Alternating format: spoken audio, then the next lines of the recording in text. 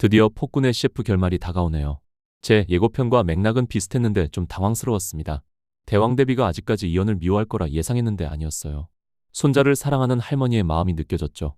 이연의 연지영을 사랑하는 마음이 대왕 대비에게 와닿은 걸 느낄 수 있었습니다. 3일의 말미를 주고 연지영을 풀어주는 장면에서 가슴이 뭉클하더라고요. 길금의 역할로 진명대군의 탕약에서 실마리를 풀어내고 해독약까지 마련한 장면, 대령숙수의 본분으로 진명대군에게 알맞는 보양식을 마련하는 연지영, 시대 상황을 정말 잘 살리며 클라이막스로 향하고 숙빈과 제산대군을 궁지로 몰아넣는 장면에서 역모가 임박했다는 것을 느낄 수 있었죠. 이연은 연지영에게 대왕 대비의 칠순잔치에서 처형물을 보여주며 둘의 사랑은 더욱 커져갑니다. 하지만 11화 예고편이 공개되면서 이연의 폭주가 시작됐습니다. 따라서 연지영이 걱정했던 갑신사화가 터지기 일보 직전인 건데요. 그런데 잠깐, 뭔가 이상하지 않나요? 역사에서는 이연이 갑신사화를 일으켜 폐위되면서 진명대군이 보위에 이른다고 설명되어 있죠. 이 말인 즉슨 드라마에서 갑신사화가 일어나지 않으면 진명대군이 왕이 될 수 없다는 거죠. 혹은 이연이 연지영과 미래로 가치가 사라진 이연 대신 왕이 될 수도 있죠. 그래서 오늘은 공개된 예고편을 리뷰하며 폭군의 셰프 엔딩이 어떻게 될지 알아보겠습니다. 11화 예고편은 생각에 잠긴 이연의 모습과 함께 시작합니다. 아마도 이연은 지난밤에 연지영과 보낸 시간을 곱씹어보는 것 같은데요. 이연은 연지영에게 나의 반려가 되면 아침마다 손수 비빔밥을 만들어준다 며 사랑을 고백했죠. 그리고 연지영은 굳이 자신의 시대로 돌아가지 않더라도 이연과 함께 살아간다면 행복할 수도 있겠다는 생각을 하게 됩니다. 그런데 예고편의 대사에서는 연지영이 대신 폭군이 되지 않겠다고 약속해달라고 하는데요.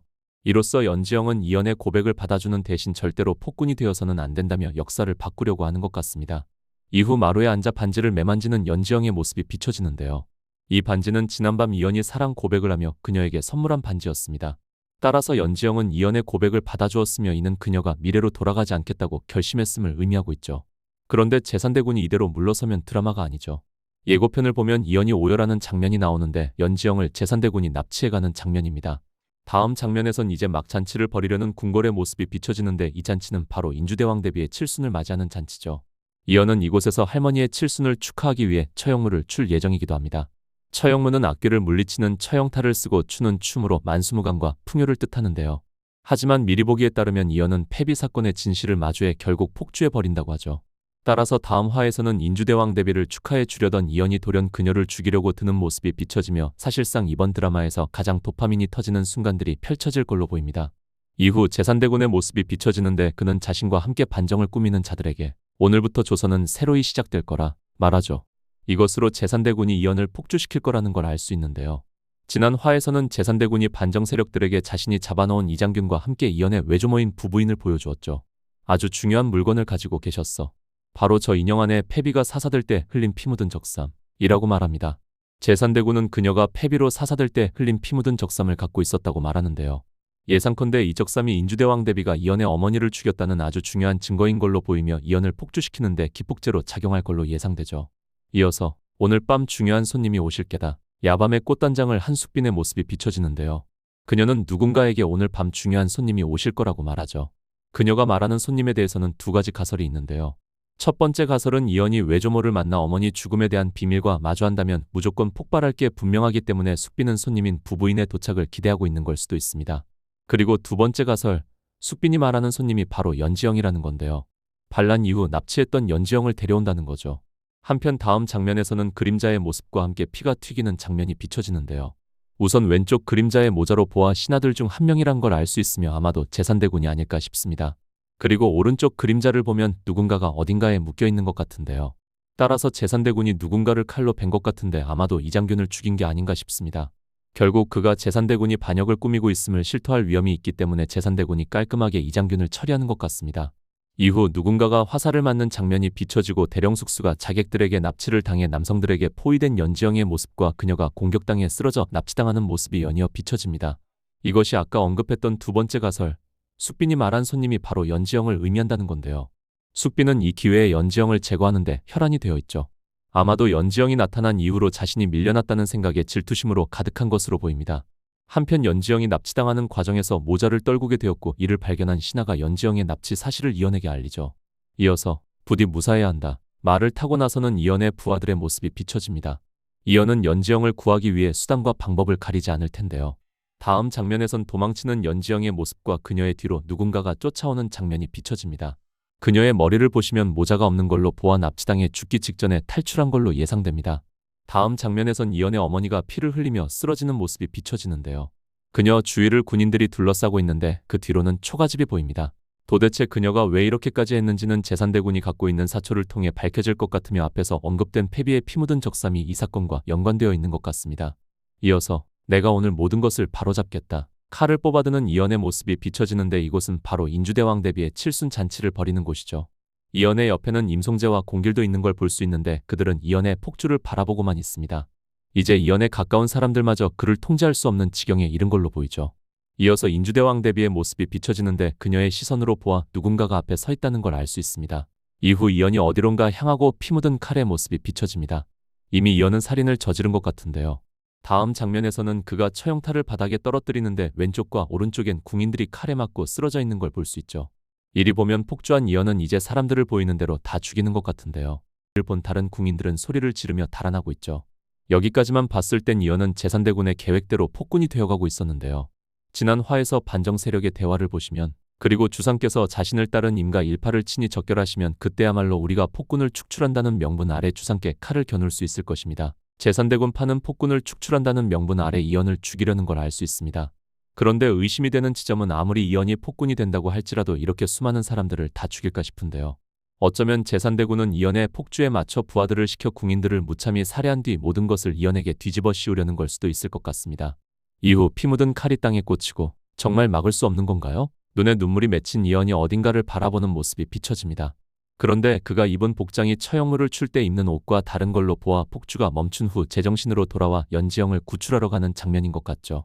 그리고 다음 장면에선 역당의 무리들이 궁궐의 군인들을 공격하며 반역의 시작을 알리고 정말 막을 수 없는 거냐? 는 대사를 하며 심각한 표정을 한 연지영의 모습과 함께 예고편이 모두 끝이 납니다. 여기까지만 보면 이연이 폭주함과 동시에 제산대군이 파놓은 함정까지 걸려들 것 같은데요.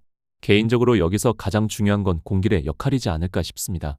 드라마 전개상 다음 주에 공길이 아무것도 하지 않는다면 공길은 없어도 되는 존재나 마찬가지이기 때문이죠. 공길은 지난 화에 자신의 누이를 죽이라고 사주한 사람이 숙빈이란 걸 알게 되었는데요.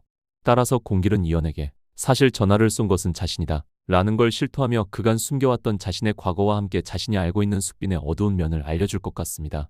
이후 연지영은 공길의 도움을 받아 역당들로부터 탈출하고 이연의 폭주를 멈출 것 같죠. 연지영이 무사히 탈출하고 이제 숙빈과 제산대군을 추격하기 시작합니다. 신수역을 비롯한 친위부대가 미리 잠복해서 대비하고 있어요. 제산대군과 수도방위군 일부가 궁으로 들어오는데 대전 가까이 왔을 때 공길과 신수역 등 근위대가 제산대군을 막아서서 치열한 접전을 벌이게 되죠. 강목주는 대군에게 버림받았어요. 그녀는 혼자 도망쳤지만 매복하고 있던 근위군에게 잡히게 되고요. 제산대군도 공길과 서로 격렬히 싸웠는데 결국 대군은 참패해요. 여기서 진짜 충격적인 사실이 밝혀져요. 공길이 과거 자신의 누이를 죽인 범인이 바로 제산대군이라는 걸 알아낸 거예요. 공길이 제산대군한테 묻죠. 왜 그때 내 가족을 그렇게 처참히 학살했나? 그들은 무고한 사람들이었다. 왜 그렇게 잔인했나? 어린아이조차 살려두지 않았지. 제산대군의 대답이 뭐냐면 그들은 왕비 때문에 그렇게 된 거다. 내 어머니가 보지 말아야 할 것을 봤기 때문이다. 라는 거예요. 공길의 어머니가 왕비의 상궁이었는데 왕비가 죽은 후 대비마마께서 어머니를 용서하고 궁을 떠나게 해주셨거든요. 그런데도 제산대군은 어머니를 용서하지 않고 공길네 집안 5명을 쫓아가서 전부 죽인 거예요. 더 충격적인 건 제산대군이 자기 여동생인 왕비까지 죽였다는 거예요. 그녀가 내가 왕을 죽이는 걸 막았기 때문이다. 그 빌어먹을 왕은 우리 가족을 죽인 자다. 내가 여동생을 그에게 접근하게 한 건 복수를 위해서였다. 하지만 그녀는 그놈에게 푹 빠졌고 심지어 그의 목숨을 구걸했다.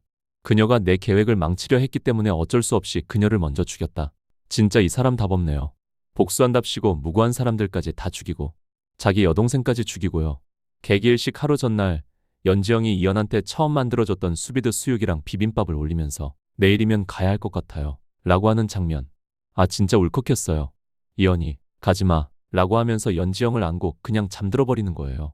말로 표현할 수 없는 감정들이 다 담겨 있었어요. 드디어 개기일식 당일 연지영이 장춘생이랑 북한산 꼭대기로 가는데 갑자기 하늘이 어두워지면서 망원록이랑 놀이개가 빛나기 시작해요. 연지영이 이연한테 마지막 인사를 하는 장면이 정말 전하 부디 잊지 마십시오. 당신은 폭군이 아니라 제가 만난 가장 인간적인 군주였습니다. 부디 성군이 되세요. 아 진짜 이때 티슈 한 박스 다 썼어요. 개기일식이 시작되면서 현대로 돌아갈 문이 열리는데 연지영이 엄청 갈등하잖아요. 돌아가야 하나? 아니면 그의 곁에 남아야 하나? 그런데 바로 그때 이연이 말을 타고 다급하게 와서 연지영을 안으면서 가지 마라. 내가 없는 나는 다시 괴물이 될 것이다. 라고 울부짖는 거예요. 여기서 화면이 하얗게 빛나면서 끝나는데 진짜 이연이 연지영이랑 같이 미래로 간 건 아닐까요? 개인적으로는 둘이 함께 현대로 왔으면 좋겠어요. 이연이 현대에서 적응하는 모습도 보고 싶고 연지영이 자기 시대에서 이연한테 요리 가르쳐주는 것도 보고 싶어요. 아니면 연지영이 결국 조선에 남기로 한 건 아닐까요? 사랑하는 사람 때문에 자기 시대를 포기하는 거죠. 그것도 로맨틱하긴 하지만요. 정말 대박 드라마였어요. 단순한 로맨스가 아니라 역사, 운명, 시간여행이 다 들어간 거대한 스케일의 이야기였거든요. 매주 토요일, 일요일 9시 10분 툰에서 방영하니까 꼭 보세요. 재밌었다면 구독과 좋아요 꼭 눌러주시고요. 댓글로 여러분 생각도 들려주세요. 연지영이 어떤 선택을 했을 것 같은지 정말 궁금해요. 이연이랑 같이 현대로 왔을 것 같다는 분들은 현대행 댓글 달아주시고 조선에 남았을 것 같다는 분들은 조선행 댓글 달아주세요. 아, 그리고 한 가지 더. 혹시 연지영이 과거와 현재를 오가는 능력을 얻게 된 건 아닐까요? 망원록이 완성되면서 시공간을 자유롭게 이동할 수 있게 된 거죠. 그럼 둘 다 해피엔딩일 수 있어요. 여러분은 어떤 결말을 원하시나요? 댓글로 꼭 알려주세요. 다음 주에 진짜 결말이 나오면 또 리뷰로 찾아올게요. 지금까지 드리뷰였습니다.